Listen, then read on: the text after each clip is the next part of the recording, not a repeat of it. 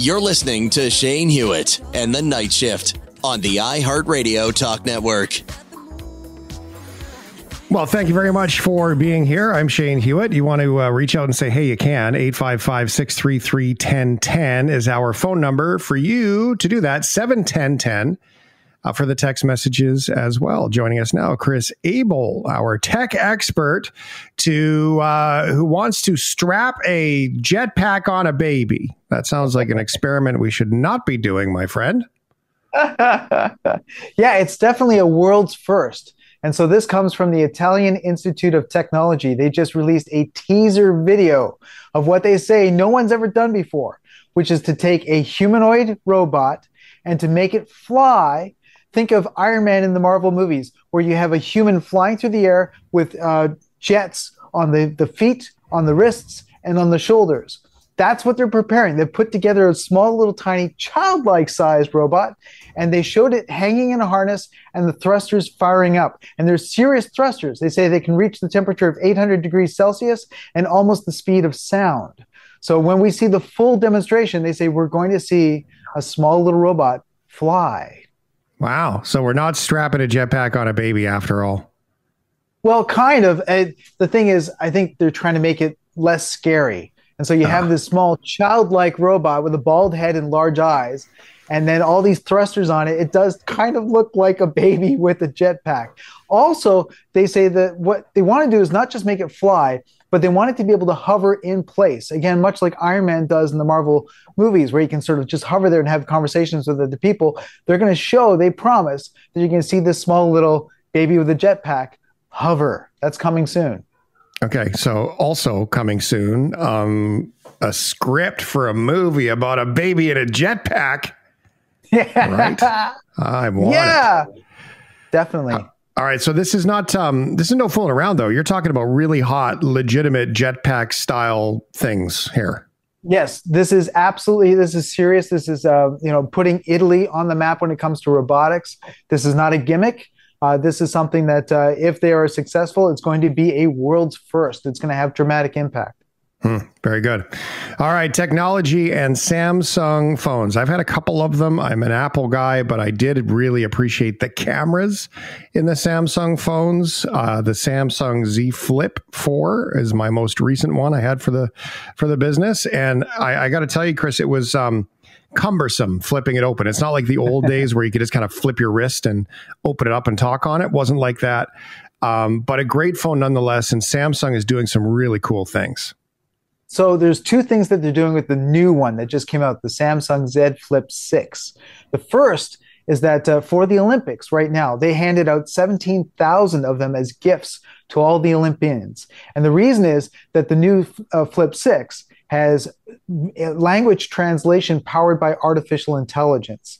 And so these phones can translate a conversation in real time, both as a phone conversation, but also a face-to-face interaction. I was in Paris 2 years ago visiting L'Oreal's tech lab, and so I saw in person the way that stores there will use Android phones and Google Translate to kind of deal with international visitors like myself. And it works, but it can be a bit daunting. The Samsung version, because of artificial intelligence, works very quickly, very fast in real time. And so for the Olympics, Samsung has handed this phone out to all the Olympians in the hopes that it's going to make things so much easier for them.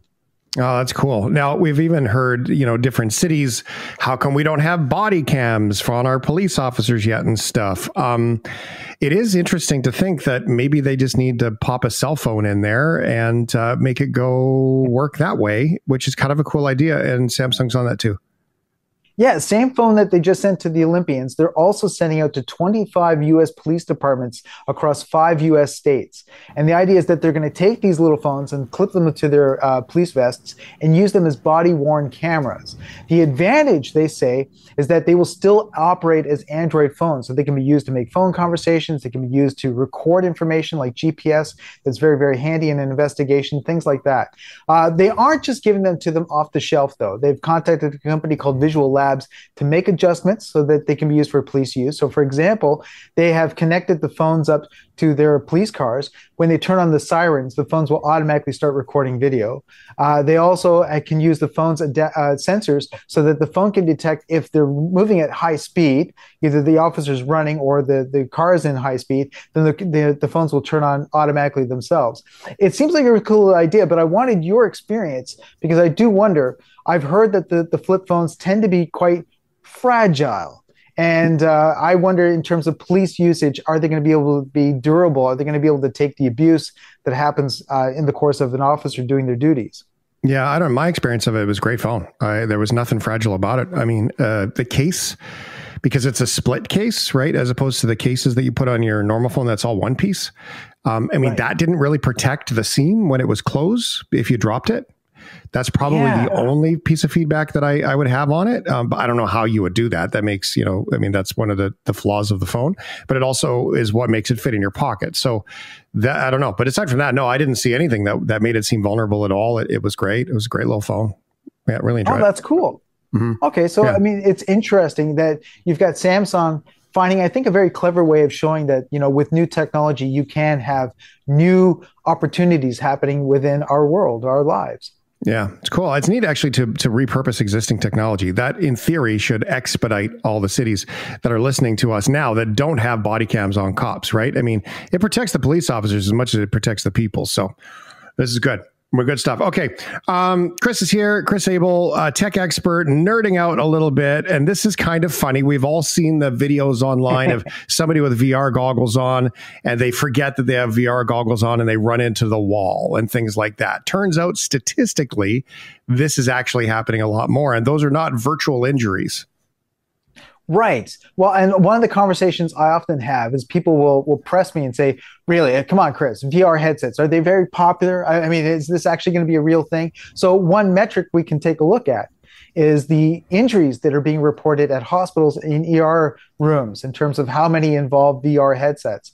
And according to the medical journal, they say that it's been up 100% since 2021. There was just over 1,500 reports. Now it's well over 3,000. And they've actually say it's across a range of ages. So that the injuries that come in when it's little tiny kids, 5 years or less, it tends to be the faces that they're hurting. Teenagers, it's the faces and the hands. When you get into older adults, it's the joints, man. It's the knees, it's the elbows, it's the wrists. And then when you get into seniors, it's damages to the trunks, it's to the backs. You're dealing with sprains and strains and all sorts of things. And so definitely we're seeing an increase of injuries that would indicate that, yes, VR headsets are becoming more popular. People are starting to buy them. I mean, know that Meta Quest, the Quest 3 has been very, very popular. But then you also have Apple, experimenting with the Vision Pro. So this is something that's actually growing, definitely, just based on the injuries alone. That's great. I mean, the injuries were just standing up off the couch for some of us. It had nothing to do with the VR headset at all. Yeah. At least, remember when the Wii came out, the Nintendo Wii, and you had like the tennis paddles? We tried to play tennis, 2 couples, 4 people playing tennis doubles in a small living room. And there's nothing more awkward than when you use your tennis racket and accidentally smack your bud's wife on the tuchus with your tennis racket in the enthusiasm and excitement of the tennis match. Oh yeah. That makes some double date night weird real quick. But hey, at least it's not that, right? That's a win. I love it. So far, we'll see where it goes. Have you tried it yet? Have you tried to play games on a VR headset, Kris? I have. I love it. Resident Evil is fantastic in a VR headset. I love particularly rock climbing and mountain climbing. It's something that's a favorite for me in terms of using the Quest 3 headset, for example. Really cool. Yeah, I love it. So it's exciting. You get all the views. You just don't have gravity. You don't have gravity, but you do have the vertigo that goes with it. I guess technically you have the same amount of gravity. You just have the lack of space in between you and the ground. That's very good. Hey, Kris, thanks for being here, brother. As always, Kris Abel, tech expert, looking at the VR injuries, babies in jetpacks, and Samsung phones, translating languages at the Olympics. I love it. Thanks for being here. We're going to be right back. Shane Hewitt and the Night Shift.